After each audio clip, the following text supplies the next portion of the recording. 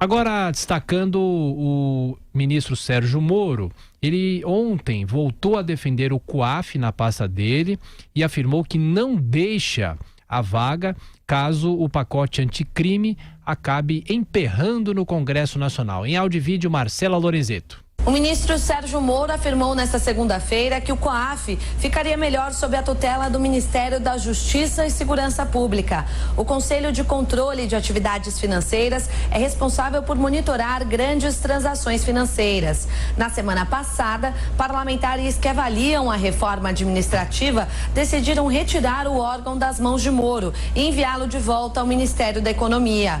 O ministro Sérgio Moro declarou que o COAF é estratégico para o combate à corrupção. Durante uma entrevista exclusiva à Jovem Pan do Paraná, o ministro esclareceu que nunca pediu para ter controle sobre o Conselho, mas ressaltou que no antigo Ministério da Fazenda, o COAF estava negligenciado.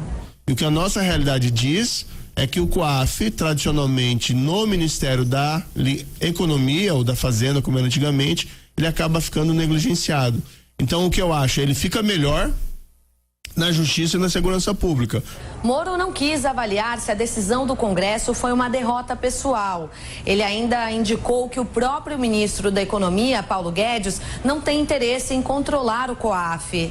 Moro negou ainda que deixará o comando do Ministério da Justiça e Segurança Pública caso o pacote anticrime não seja aprovado no Congresso. Eu não coloco o pacote como a minha razão de ser dentro do Ministério. Quando eu puder fazer esse trabalho, inclusive com medidas executivas do Ministério, eu continuo.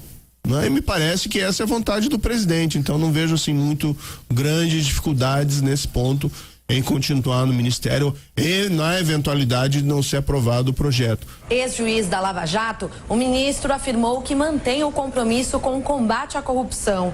Questionado sobre o caso Queiroz, Sérgio Moro explicou que não pode interferir nas investigações. O ministro da Justiça não é um super-tira, né? O meu trabalho é dar autonomia e estrutura aos órgãos para realizar essas investigações. Esse caso em particular não se encontra nem na Polícia Federal. Está no Ministério Público do Estado do Rio de Janeiro, que tem toda a liberdade e autonomia para fazer o seu trabalho. Fabrício Queiroz é investigado após o COAF ter identificado movimentações suspeitas na conta dele.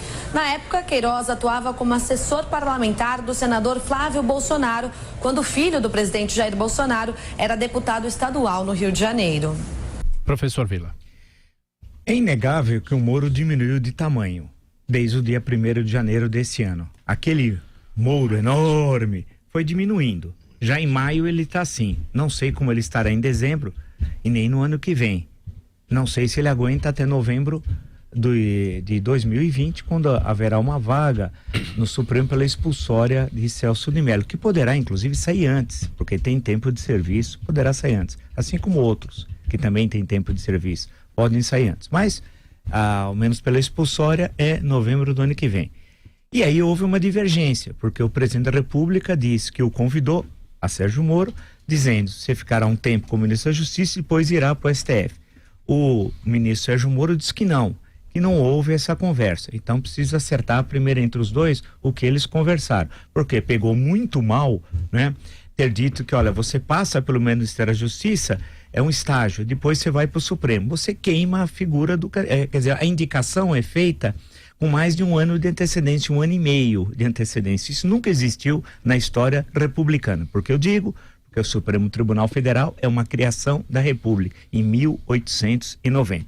Por outro lado, as questões que são colocadas ao ministro da Justiça é porque ele teve uma atuação incisiva, especialmente, mas não só, mas especialmente na Operação Lava Jato, a partir de 2014, e tem questões levantadas. Tem a questão do Laranjal em Minas Gerais, né, que envolve um ministro e até agora o ministro da Justiça, o ministro do Turismo que está envolvido. O ministro da Justiça não entrou nessa questão, tentou tergiversar, e a questão inegável do Fabrício Queiroz.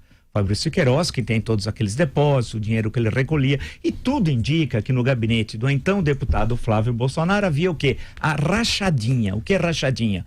O assessor recebe 4 mil, pega 2 mil, fica para si, e o outro 2 mil vai para o chefe de gabinete, que repassava ao deputado. Certamente, ou dividia, 1.000 para cada um. Isso, infelizmente, ocorre em inúmeras câmaras de vereadores, nas assembleias legislativas. Agora, não é porque ocorre a ilegalidade, o crime, que você deve fechar os olhos para o crime que está sendo apurado nesse momento. Ah, mas tem outros que fazem isso. Eu não quero saber dos outros.